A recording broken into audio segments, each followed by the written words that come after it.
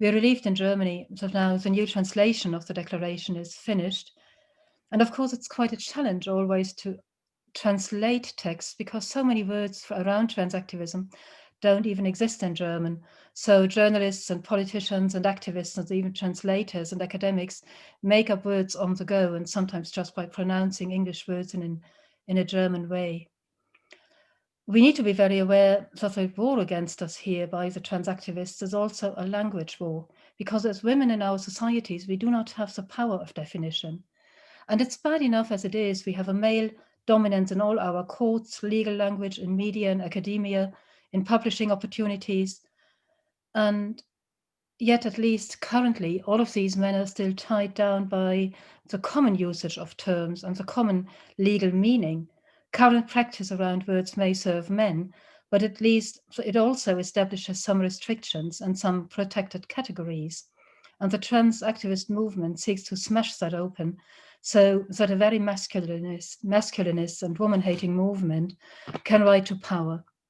And of course, this is especially visible in languages which are very, very gendered, German, but many other European languages, where every single term you have that refers to a human being has a male or female form. In Germany, every single term, or in German, every single term for a profession like teacher, lawyer, judge, shop assistant, pilot, beautician, any kind of term will have a male and a female form. And the same is also true of adjectives. In some ways, this can lead to a funny outcome. And when you get non-binary, for example, in Spanish or Italian, in Spanish, where it's no binario, feminino, and no binario, masculino. So in a way, language seems to be a bit stronger than transactivism. At the same time, of course, we do have possibilities and attempts by the trans movement to change this. So some people are advocating for having an E at the end of these words instead of an A or an O to make it inclusive, or of course to have an X. And that has spilled into English as well. When you do a Google image search of woman and have it spelled with an X, you'll come up with thousands of words like this. Whoever supermakers are, celebrating International Women's Day, or here, the Art of Creative Living, Women of Color Summit, spelled with an X. In German, what you get is often an asterisk behind woman as a term to make sure you're not really clear about what woman is supposed to mean. What is important here is all of this idea of an inclusive language, which they are demanding and using feminist ideas of making women more visible in language, comes in a field that is already tilted against us. It is especially true in German, as now people have the possibility of adding the term of diverse to their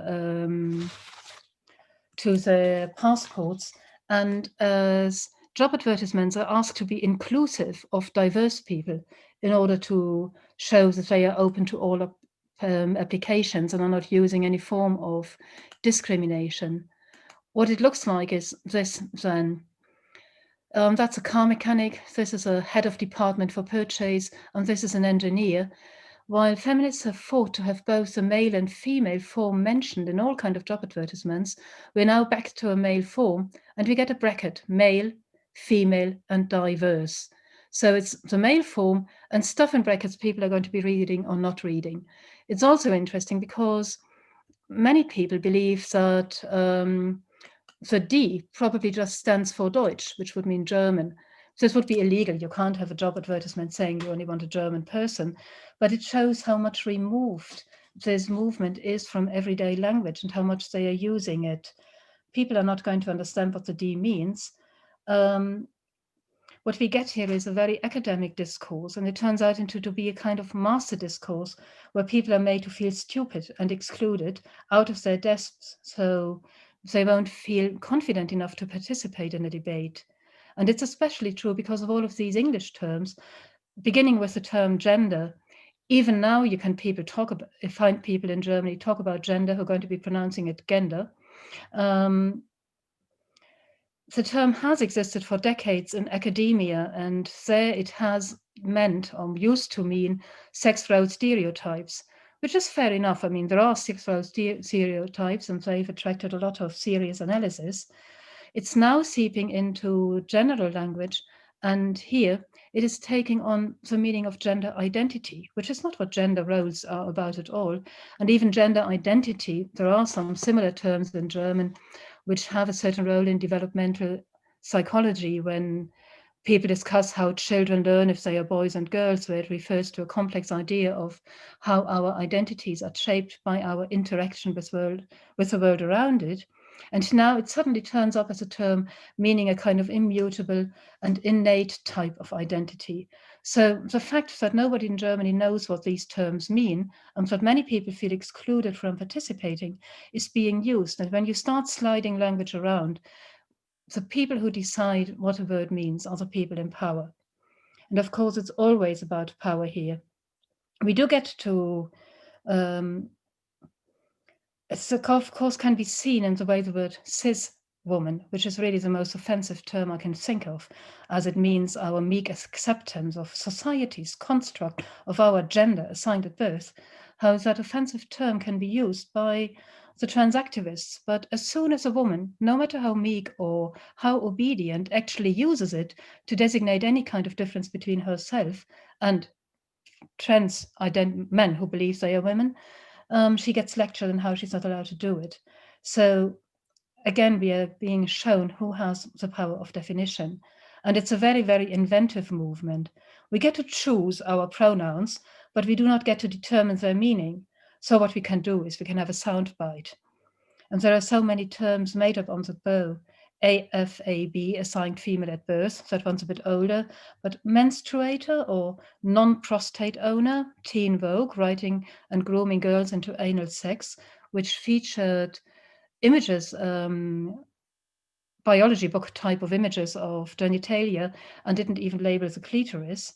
We are cervix havers and birthing parents. And this denial of language to women and to name our bodies and ourselves, of course, is a completely ancient patriarchal aim. It's also a method. It's to make sure women will never feel any coherence to ourselves or to other women. Especially menstruators, of course, works in that way.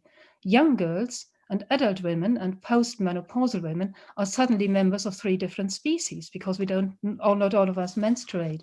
So again, it's an attempt at making sure we won't feel any connection to ourselves here. So it's a gigantic enactment of power that is shown us when we get told who is in charge when the word woman is dropped from pamphlets.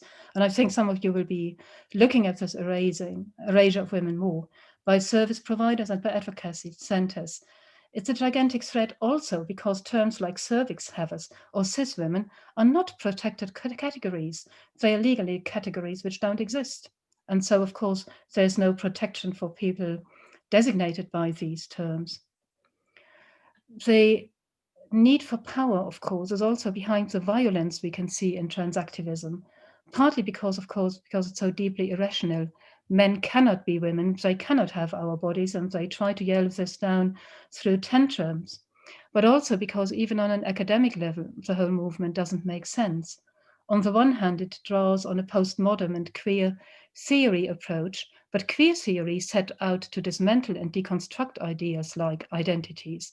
It never had a thorough analysis of power, but it showed how any concept of identity was a very problematic one, how it was violent in itself, especially when certain people want to keep it up as an idea of themselves. And at the same time, it's a movement that draws now on an idea of identity which is deep-seated and innate and we are born with. And these contradictions in an ideology are also the cause of the violence in it because they can only be covered up by an enactment of power. Of course, there are also cartoons here, and this is one of my favorite ones because it shows how something doesn't work out and then you get a reenactment of power here. I mean, gender is a construct, society is a construct, money is a construct, but bad time is very real. So we have an enactment of power as soon as the ideology doesn't work out. And here, of course, it is funny and a joke But when you add men into this who seek to maintain a certain identity, and that can be white and supremacist or hypermasculine, or it can be a crazy idea of what a woman is. And when these men use this identity as a basis of power, we get a very different scenario, and one where violence replaces reason and logic and right. And on a practical level, it's also very dangerous. I'll just go on to this famous tweet here, which I'm showing you for two reasons. One, because everybody knows it. It is the one which sparked all of the huge blow up around J.K. Rowling. But it is also because when you look at what she's linking to here, then what we are seeing here is a veiled threat. It's a veiled form of coercion we are being shown, blackmail. I would really invite you to look at the article this is actually about.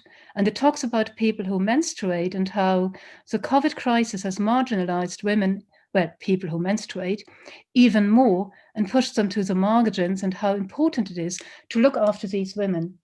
But what it's actually saying, the place is Muranga in Kenya, in Africa, is, dear women, money for you and support and help will only be available for you in your marginalized communities if you accept trans ideas. And that is what it's basically saying. And that is where the danger also comes, because even in richer countries where our survival at least is assured, we have the same type of coercion, of blackmail. For example, in academia, when you think back of this Women of Color Summit here, I mean, speaking opportunities for women of color, for young women, are not thick on the ground. I don't know what the art of creative living is about, but if you want to carve out a way for yourself in an academic field, in the arts, as a small business owner, it's not as though our patriarchal societies are giving us a lot of opportunities. And so basically, a very conservative and patriarchal environment pins our arms behind our backs, and the progressive movement can now deliver blows, because any kind of help, they have the money, they have the influence, any kind of support will come at the cost of accepting these ideas. And many women worldwide are not in a position to say no now. Okay. There is also another danger, and that is when we include words like menstruator for women. And some people were trying to explain how this wasn't a problem. You could talk about women and also include menstruators so that certain people wouldn't feel left out. It also means that groups and initiatives are now getting into negotiation chambers, into meetings, into policy committees, which used to be reserved for women, all in the name about nothing without us, nothing about us without us. We now have people who come in because they have to advocate for menstruators. And as a result, of course, what we get is women's groups who used to be working hard to have female genital mutilation banned are now forced to share the table with groups that want types of mutilation. And we have opened the doors to those. And that is also dangerous. And it brings me to my last image, and also to my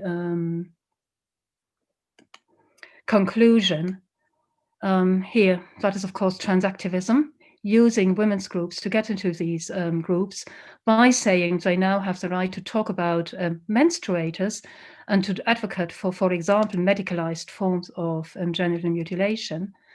Our conclusions must be, we can't concede any ground. It's our bodies, our language, and no debate. And we're not playing that game about who or what is a woman.